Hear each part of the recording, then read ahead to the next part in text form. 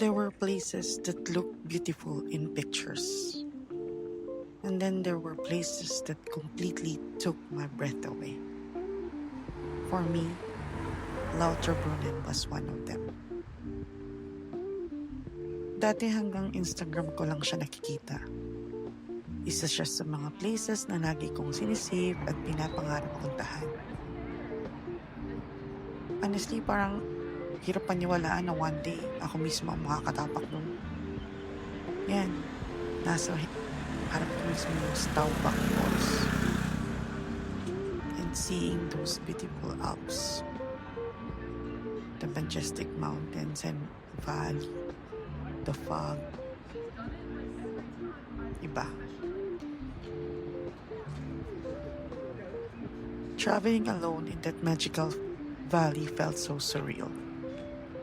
Napalibutan ako ng towering mountains, lush green meadows, at waterfalls na parang diretso sa isang fairy tale.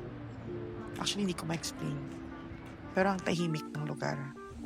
And somehow, it gave me a sense of peace that I didn't even know I needed.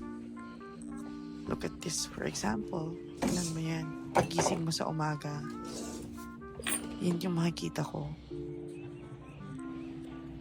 The view of the Staubach Falls in my hotel room window.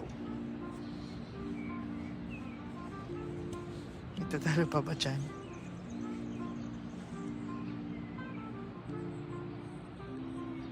Actually, what made the experience even more special was that I stayed there for 3 days. Hindi lang siya naging quick stop sa itinerary ko. I had a chance to slow down, take everything in, and truly appreciate the beauty of Lauterbrunnen.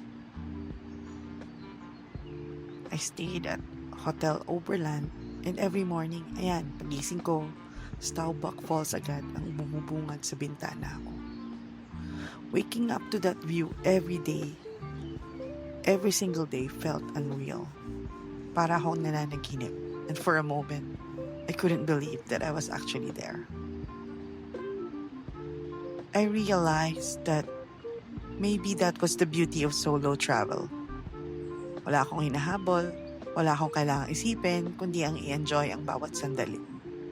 I simply walked, paused, and admired the view, and allowed myself to be fully present. Kaya nga hindi ako nakakapagsalita during nagbe-video ako eh. Kasi parang I'm really lost for words.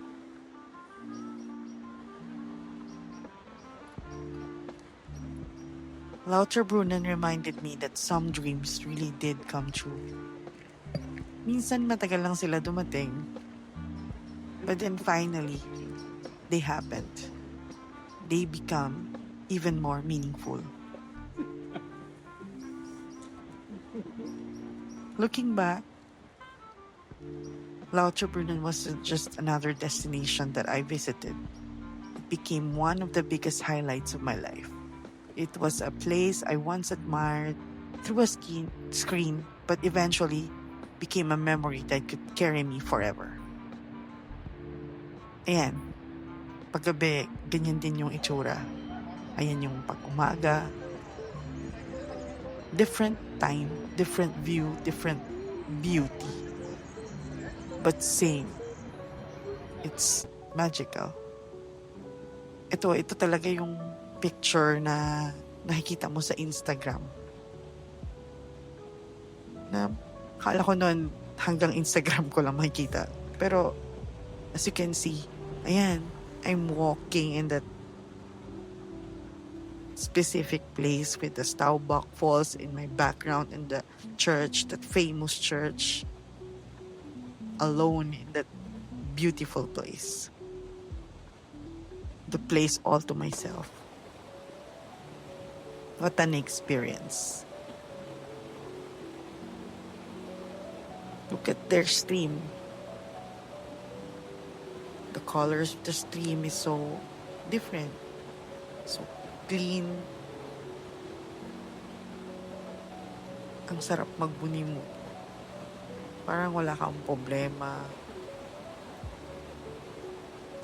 It seems like you're in paradise.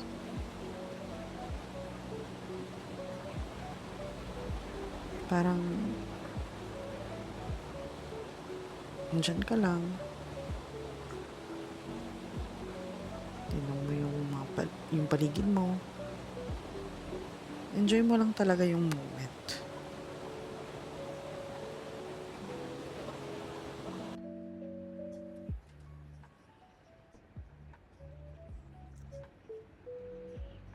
Ito nga pala yung hotel na pinagstayhan ko. Actually, wala siyang elevator. Wala rin siyang aircon. Pero, wala. Talo. Talo yung experience. Pag ganito yung makikita mo sa paligid.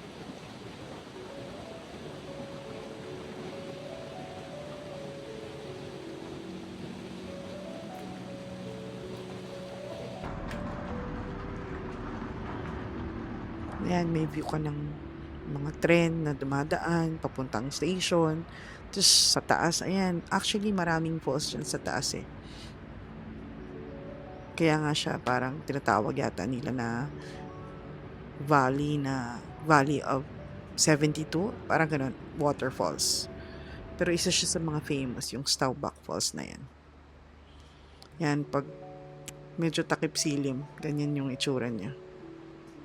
Para talagang ikaw nasa fairy tale, para kang nasa libro.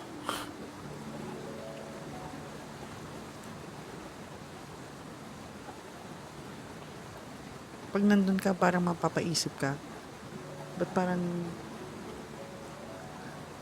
nung nagbigay ng magandang place ang Diyos, parang sinalulahat ng Switzerland. Ba't parang hindi yata, hindi naman sa hindi fair, pero iba lang talaga sila. Parang kahit saang anggulo ka, ang ganda.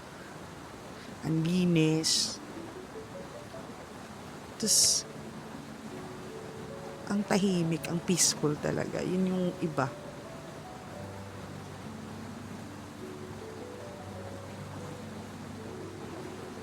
Tapos, napaka-safe. Parang, hindi ka matatakot kahit mag-isa ka lang. Traveling alone gave me something I didn't know I was looking for. Di lang pala bagong lugar ang mahanap mo. Sometimes, you find a quieter version of yourself. The one who knows how to slow down, to be present, and to simply whisper, Salamat. Looking back, I realized that Lauterbrunnen was never just about checking another destination off my bucket list. It became proof that some dreams are meant to take their time. Kasi kapag dumating na sila, hindi lang nila binabago ang itinerary mo. Binabago din nila yung puso mo. At siguro, yun ang tunay na sukatan ng isang magandang biyahe. Hindi kung gaano kalayo ang narating mo, kundi kung gaano kalalim ang iniwan nitong bakas sa'yo.